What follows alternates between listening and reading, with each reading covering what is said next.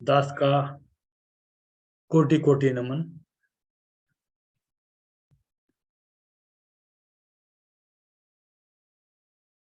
गुरुदेव की वाणी में आया है, सत्संग साधन धर्म का मूल। गुरुदेव के 5 जो महाव्रत हैं उसमें सत्संग चौथा साधन है, जिसमें वाणी कह रही है सत्संग साधन धर्म का मूल। प्रभु को प्राप्त करने के लिए मूल जो हमारा साधन है वो सत्संग है। सत्संग साधन धर्म का मूल, मिल सत्संग सब जाबे भूल। भूल क्या है हम संसारियों की, कि संसार सत्य है, इसमें चैन है, यहाँ सुख है, ये भूल है। ये भूल का नाश तब होता है जब हम सच्चे साधु का सत्संग श्रवण करते हैं। गुरुदेव की वाणी में भी आया है, देख देख सब भूल गए। हम सभी संसार में रहते हैं, संसार के विचार हम पे हावी रहते हैं। गुरुदेव की सच्ची वाणी क्या कह रही है? देख देख सब भूल गए, अपना निज घर बार। हम अपने आप को भूल गए हैं, संसार की चकाचौंध में इतने ज्यादा निमग्न हो गए हैं कि रियलिटी से लगातार दूर होते चले जा रहे हैं, चैन से लगातार दूर होते चले जा रहे हैं। चैन को प्राप्त करने की कोशिश तो कर रहे हैं, सुख प्राप्त करने की कोशिश तो कर रहे हैं, लेकिन अज्ञानतावश ये नहीं पता है सुख है कहां। गुरुदेव की बात वाणी कह रही है, देख देख सब भूल गए, अपना निज घर बार। मंगत माया मोहनी, हरि भगत से हो छुटकार।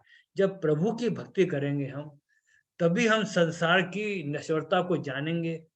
संसार की नश्वरता को जानकर, उसकी बेचैनी को समझकर, इससे शनि शरीर दूर होने का प्रयास करेंगे।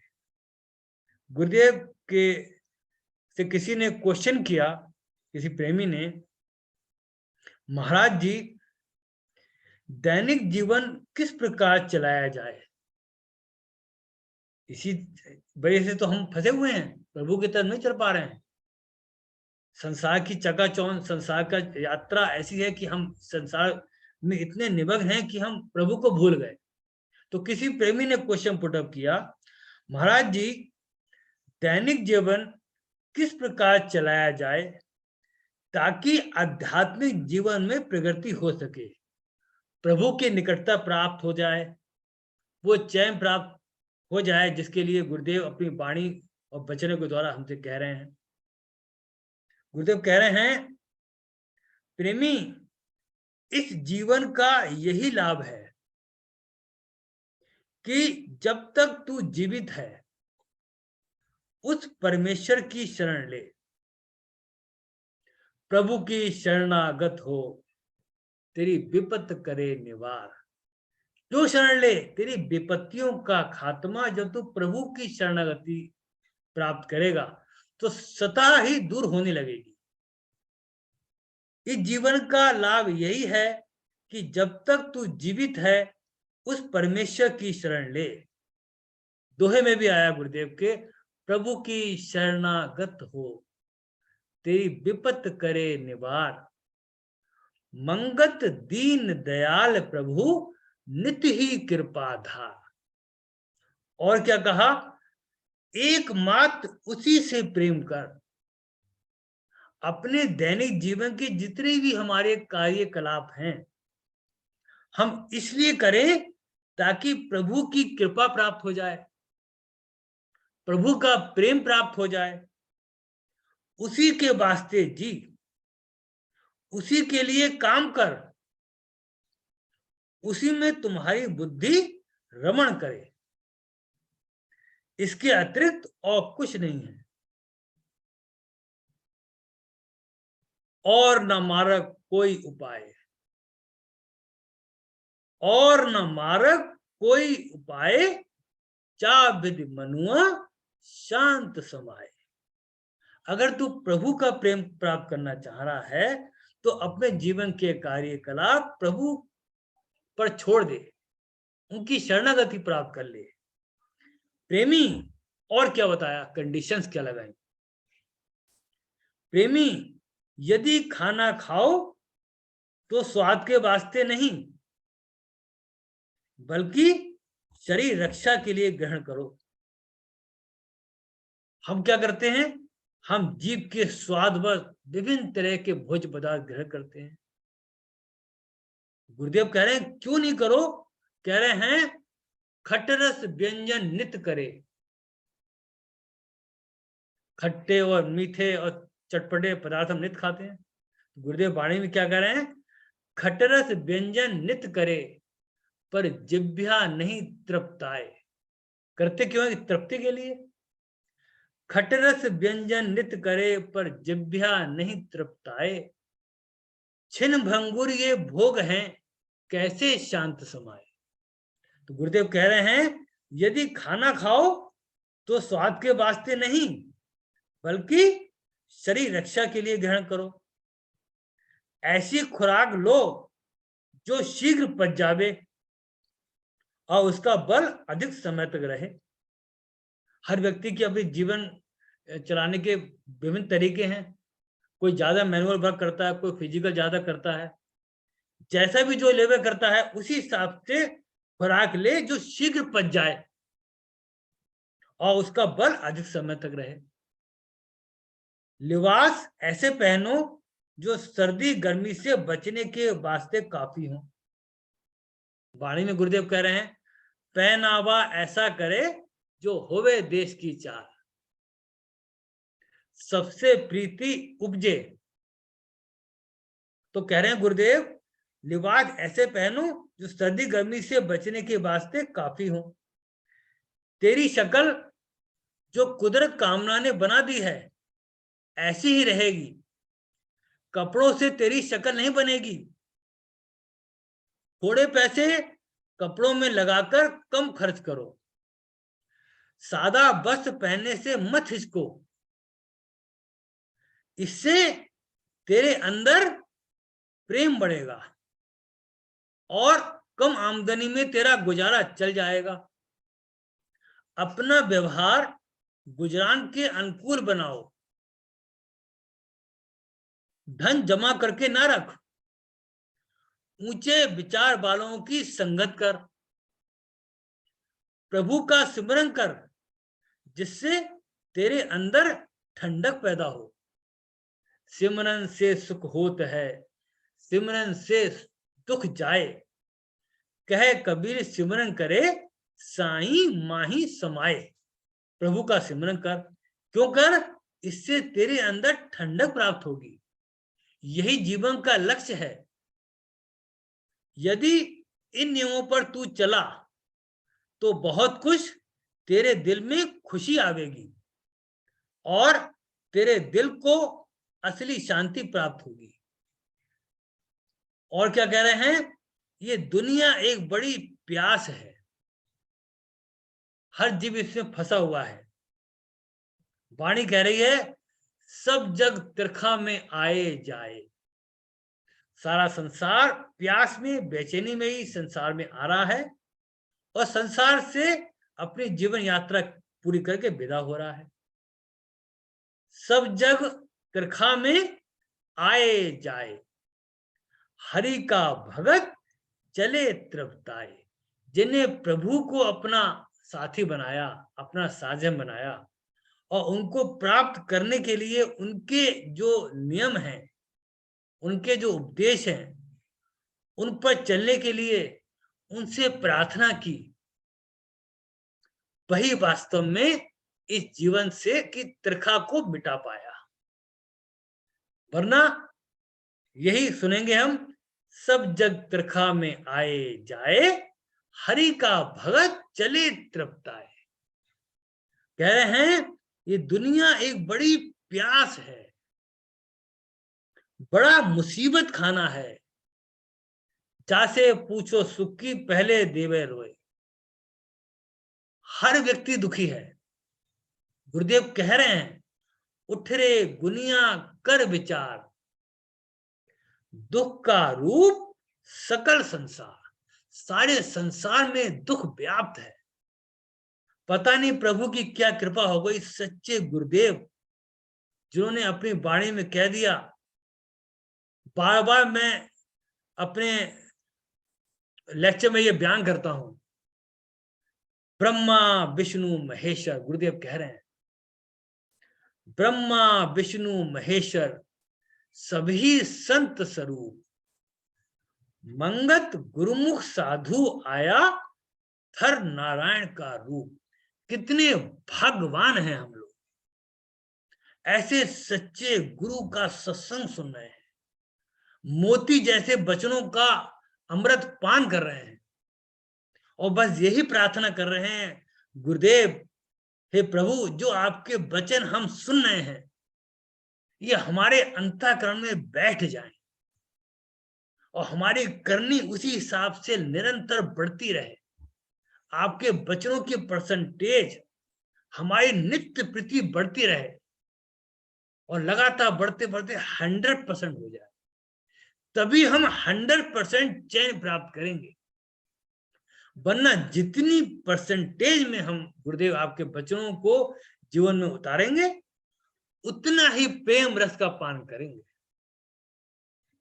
गुरुदेव कह रहे हैं ये दुनिया एक बड़ी प्यास है, जिसके पास चले जाओ बेचैनी के अलावा कुछ नहीं मिलेगा।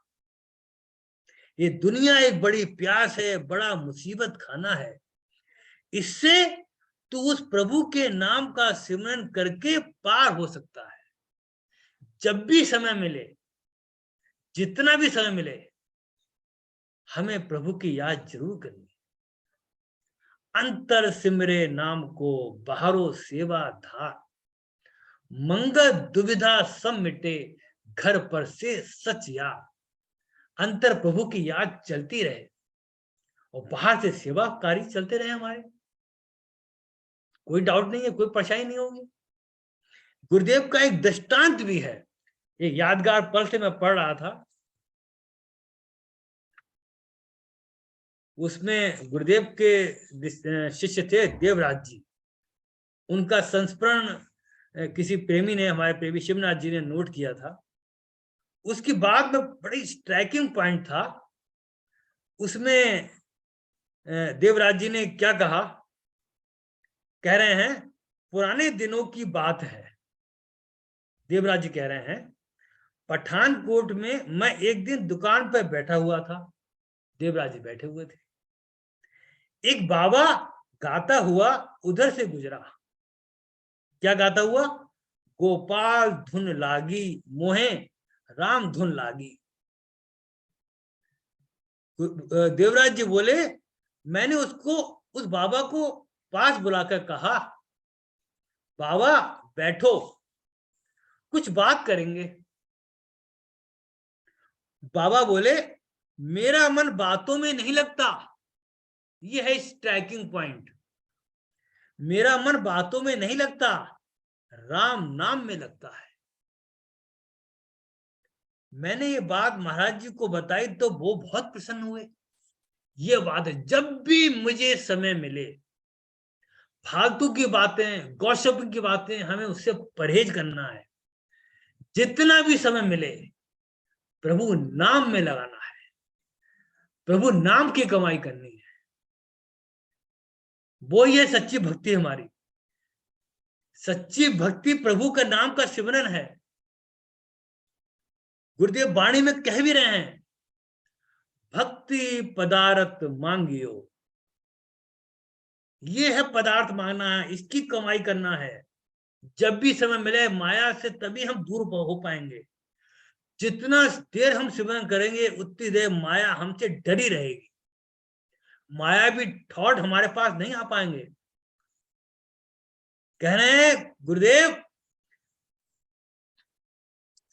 भक्ति पदार्थ मांगियो सच साहब दरबार, मंगत यही सत संपदा, जो जीव का करे उद्धार। हमारा उद्धार कहीं से हो नहीं सकता। ये मेन केंद्र बिंदु है प्रभु का सिमरन। और प्रभु का सिमरन करने के लिए हमें गुरुदेव के जो 5 सिद्धांत हैं उनका अक्षरशः पालन करना पड़ेगा। हमें सादगी में अपना जीवन बनाना पड़ेगा, तभी तो हमें समय मिलेगा। सेवा सेवा भी हम कर पाएंगे। प्रभु सत्य रूप है, सत्य में चैन है, ये बात हमारे अंदर बैठ जाएगी। सत्संग के लिए हम समय निकालेंगे, सत्संग के लिए समय नहीं मिल रहा है तो स्वाध्याय कर लेंगे। जब चारों चीजें रोजाना हम करते रहेंगे, तभी प्रभु की याद की तड़प पैदा होगी। जैसे बाबा की बात बड़ी स्ट्राइकिंग लगी मुझे। मैं जब भी कभी घूमने जाता हूं, कोई मार्केट में भी जाता हूं, या तो कोई थॉट आया थोड़ी देर के लिए, वो वरना प्रभु की याद करते हुए जाता हूं। किसी से फालतू बात नहीं करते। प्रभु नाम में जो मस्ती है तो वो ही जानते हैं प्रभु भक्त, जो प्रभु का सिमरन करते हैं। कह रहे हैं एक और दृष्टांत,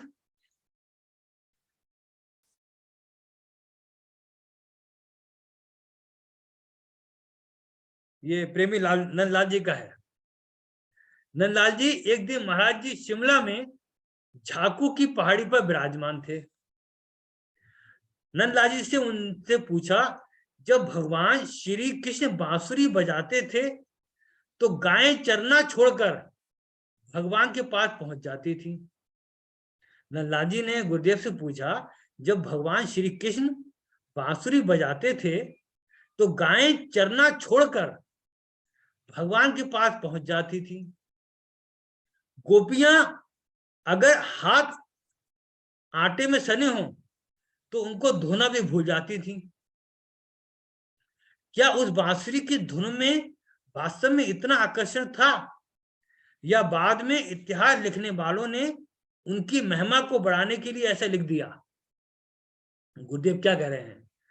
भगवान कृष्ण बांसुरी द्वारा नाद की ध्वनि को बाहर प्रकट करने में समर्थ थे। नाद की ध्वनि जो अंदर चल रही है, कह रहे हैं उस नाद की ध्वनि हर जीव के शरीर में हो रही है, उसी में हमें मन लगाना है। महामंत्र का जो जाप करते हैं, नाद रूप में कंडेंस फॉर्म में मंत्र के रूप में प्रकट हुआ। नाद ब्रह्म, जब प्रभु के नाम का सिमरन करते हैं ना, जो मंत्र निकला वो नाद की ध्वनि थी, जो मंत्र के रूप में अवतार गुरुदेव के अंदर से महसूस हुई, और गुरुदेव ने उसका महामंत्र के जाप का बखान कर दिया। त्रिअक्षर मंत्र सर्व सिद्धि दाता, जो सिमरे नित्य प्रेम से मंगल पाए अपार। सतमंत्र महिमा अपार है, ज्ञान सागर अथा, जिस विध जो सिमरन करे भव दुस्तर तरे असगा। संसार जो भोग का है, जो बेचैनी का है, इसे तर जाएगा। ये ध्वनि थी जो कृष्ण भगवान बांसुरी के द्वारा नाद की ध्वनि प्रकट करते थे, जिसमें गोपियां जो थी वो आटा मलना छोड़कर उस सुनने चली जाती थी, दौड़ जाती थी। कह रहे हैं कोई भी जीव उस नाद रूप प्रभु की आवाज सुनकर आकर्षित हुए बिना नहीं रह सकता। जैसे कि अगर आप सो रहे हो और कोई व्यक्ति आपका नाम लेकर पुकारे तो आप तुरंत जाग जाते हो और जानना चाहते हो कि मुझको किसने और क्यों बुलाया है। ये है नाद ब्रह्म की आवाज, प्रभु की आवाज, जिसमें इतना मीठापन है, इतना अट्रैक्शन है कि और कोई चीज सुहाती नहीं है। गुरुदेव का एक और प्रश्न, नंदलाल जी को पाकिस्तान में दीक्षा मिली थी। 1944 में उनकी माता जी का देहांत हो गया। किसी प्रेमी ने इसकी सूचना महाराज जी को गंगोटिया में दी। महाराज जी का अपने कर कमलों से लिखा पत्र आया कि माता जी की क्रियाक्रम से फारिग होकर गंगोटिया पहुंचे। नंदलाल जी की मदर की डेथ हो गई थी। महाराज जी ने उन्हें पत्र लिखा कि क्रियाकलाप सब करने के बाद गंगोटिया आना। पत्र मिलने के 3-4 दिन पश्चात नंदलाल जी अपने मित्र के साथ गुरु चरणों में हाजिर हुए। जब नमस्कार करके बैठ गए तब गुरुदेव ने फरमाया, ये है सुनने की बात, प्रेमी तुमको यहाँ इसलिए नहीं बुलाया कि तुम्हारी माता का अफसोस किया जाए, बल्कि इसलिए बुलाया है कि अपनी मौत को याद रखो। उसकी तैयारी की है या नहीं की है? अपनी मौत की याद से ही ईश्वर की याद आती है। पानी में भी आया है, एक मरना मन याद रख, एक मरना मन याद रख, दूजी साहब की याद, तीजे नेकी याद रख, मंजूर होवे फरियाद। फरियाद क्या है? जो मन की बेचैनी है, जिसमें गुरुदेव कह रहे हैं, राजा दुखिया, राणा दुखिया, दुखिया कुल संसार। ये बात महसूस करनी पड़ेगी, इस पर विश्वास करना पड़ेगा, तभी हम चल पाएंगे सतमार्ग में। साक्षात भगवान कह रहे हैं, सब जग तिरखा में आए जाए, हर व्यक्ति दुखी है, तभी हम ये कह पाएंगे, एक मरना मन याद रख, दूजे साहब की याद, तीजे नेकी याद रख, मंजूर होवे फरियाद। तभी फरियाद जो हमारी है, जन्म जन्म के जो हमारे कष्ट हैं, वो प्रभु सिमरन से हमारे दूर होने चालू हो जाएंगे। कह रहे हैं गुरुदेव, अपनी मौत की याद से ईश्वर की याद आती है। मौत की याद ही पाप कर्म करने से रोकती है, पाप कर्म से हम बच जाते हैं। जो व्यक्ति सादा होगा, क्या पाप करेगा? प्रकृति है ही पाप रूप, जितने हम भोग भोगेंगे उतने बेचैनी रहेंगे। इसलिए प्रकृति को बताया पाप रूप है ये। मर्यादा का करे खान पान, चाहे घर में भरे हो अंबार। और क्या कहा गुरुदेव ने? मौत की याद ही पाप कर्म करने से रोकती है। मानुषता को आखिए, हम मनुष्य नहीं है अगर ये काम नहीं कर रहे हैं। मानुषता को आखिए, जाका शुद्ध विचार। सत्संग के माध्यम से हमारे विचार शुद्ध होते हैं। मानुषता को आखिए, जाका शुद्ध विचार, पाप पूर्ण पहचान के, संभल संभल पग धार। क्या पाप है, क्या पुण्य है, क्या छोड़े, क्या प्राप्त करें, ये हमें कौन बताएगा? ये सच्चा गुरु ही बता सकता है। सच्चे गुरु का जब सिमरन करेंगे तो रास्ता हमारा स्वतः खुलने लगेगा, वाणी पे विश्वास आने लगेगा।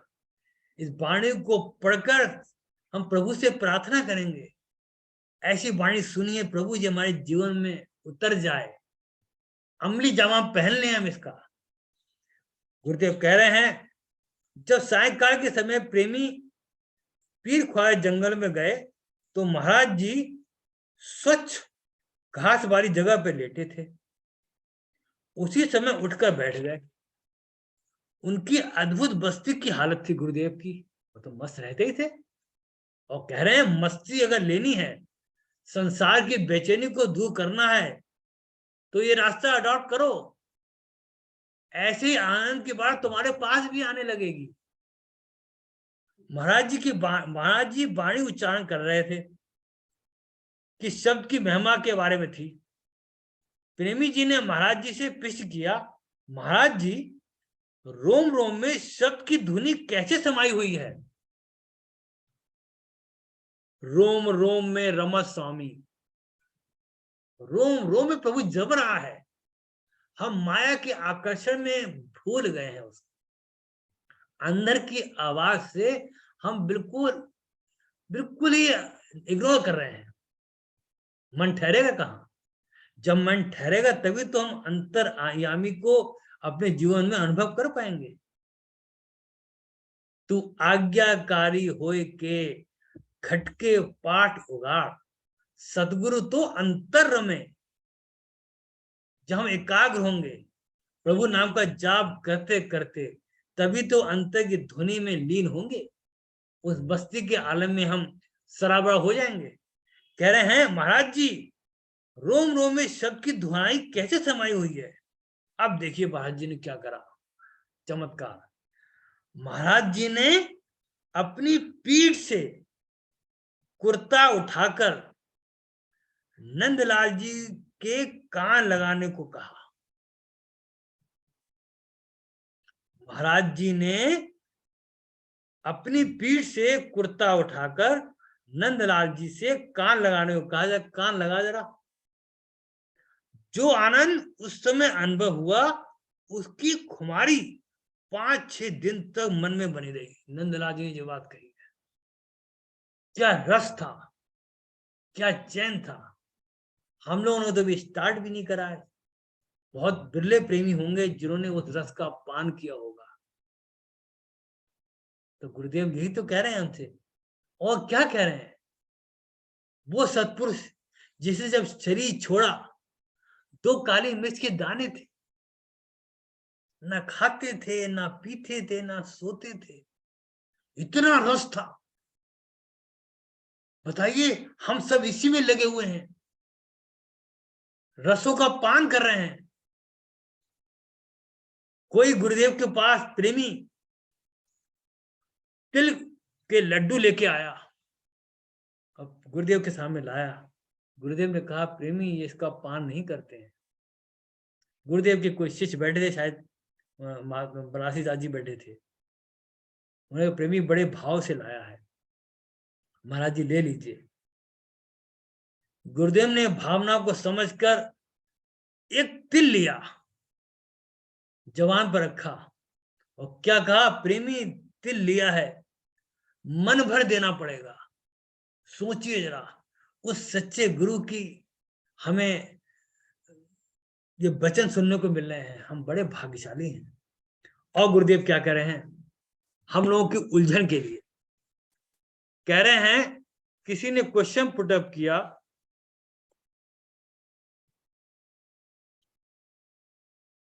हमारी बाधा है ये, हम लोग चलने में असमर्थ हो जाते हैं, दिक्कत पैदा करते हैं।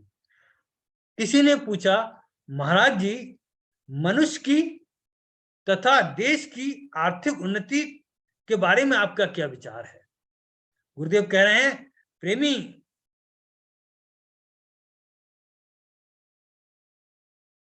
हर एक जीव शारीरिक कैद में अपनी अपनी आर्थिक हालत में लगा हुआ है, कमाने के लिए लगा हुआ है। इसमें कोई ज्यादा गौर की जरूरत नहीं। स्वभाववश होकर के मनुष्य को ऐसा जरूरी करना पड़ता है, धन उपार्जन तो करना ही है। गौर इस बात की करनी चाहिए कि आर्थिक तरक्की किस हद तक होनी चाहिए,